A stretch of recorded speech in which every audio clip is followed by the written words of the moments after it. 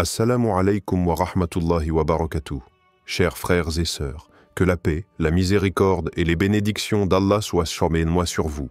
Dans cette vidéo, nous allons voir qu'un djinn révèle les secrets du monde caché et la puissance d'Allah. Je suis un djinn. Je viens d'un monde que vous ne voyez pas.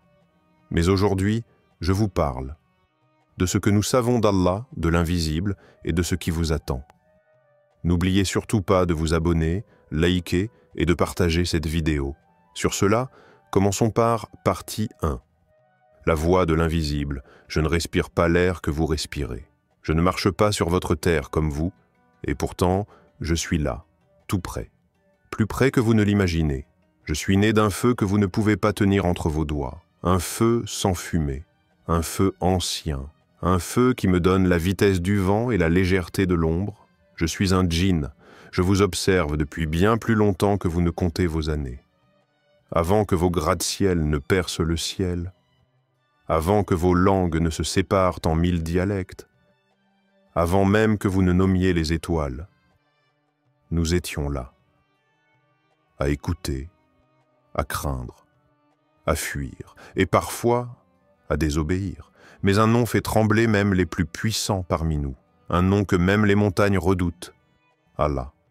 Celui que rien ne dépasse, celui que rien ne précède. Nous, les djinns, ne voyons pas le monde comme vous. Vos murs ne sont pas des limites. Vos silences ne sont pas des secrets. Vous vivez dans l'illusion que le visible est la vérité. Mais la vérité, elle réside dans l'invisible, dans ce monde caché. Ce monde où les anges voyagent en silence, où les invocations montent comme des éclairs, et où chaque créature, qu'elle soit faite de feu, de lumière ou d'argile, se prosterne devant lui.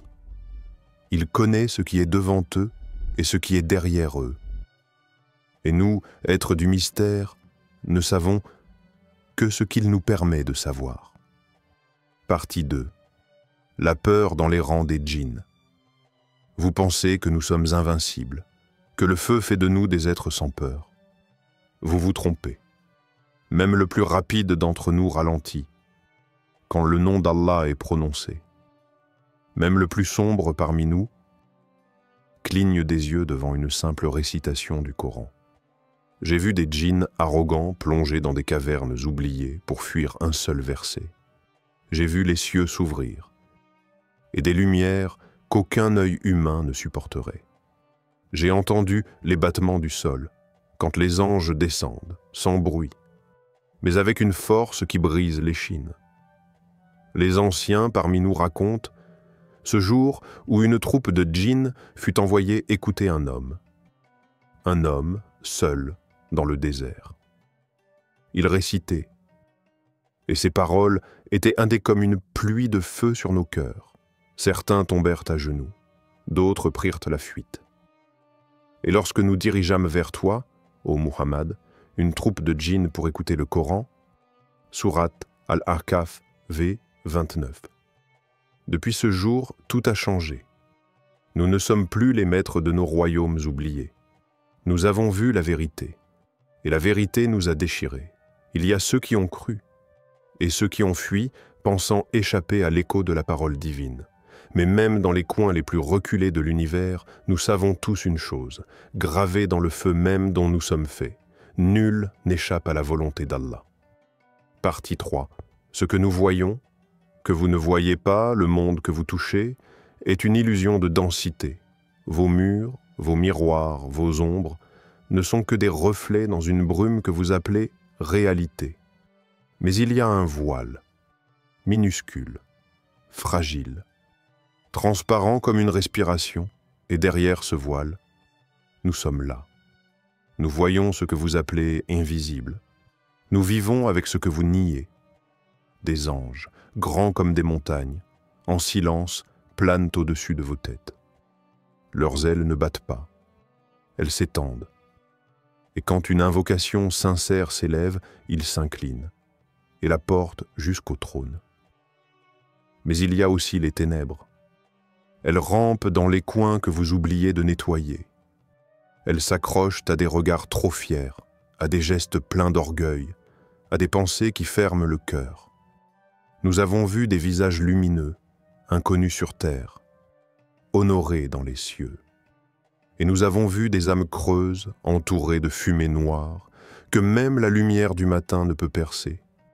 Nous avons certes créé l'homme, et nous savons ce que son âme lui suggère. Et nous sommes plus près de lui que sa veine jugulaire. Sourate Kaf, v. 16. Vous pensez être seul? Même votre souffle est entendu. Même vos silences sont comptés. Dans le monde caché, rien ne disparaît. Chaque battement de votre cœur laisse une trace. Partie 4. Les signes de la fin sont déjà visibles. Le sol tremble. Pas sous vos pieds, mais dans les profondeurs de l'invisible. Les portails s'agitent. Les frontières qui séparent vos mondes d'une autre se fissurent. Vous ne voyez que des écrans, des chiffres, des titres de journaux. Nous voyons les alliances secrètes, les pactes scellés entre des mains que vous ne pouvez pas nommer, les chaînes des démons anciens, étirées à leur maximum et prêtes à se briser. Des murmures traversent le vent. Des noms oubliés sont de nouveau invoqués. Et au centre de tout cela, le Dajjal. Il n'arrive pas comme un monstre sorti des ténèbres. Il vient avec des sourires, avec des algorithmes, avec des idéologies emballées dans le progrès. Il ne frappe pas à votre porte. Il est déjà entré, dans vos écoles, dans vos poches, dans vos esprits. Et nous, les djinns, nous avons vu les préparatifs. Les coulisses d'un monde qui se prépare à l'épreuve finale. Les mensonges globalisés, maquillés en vérité universelle. Les trônes sataniques, décorés de slogans. Mais au-dessus de tout cela, il y a une écriture, un décret.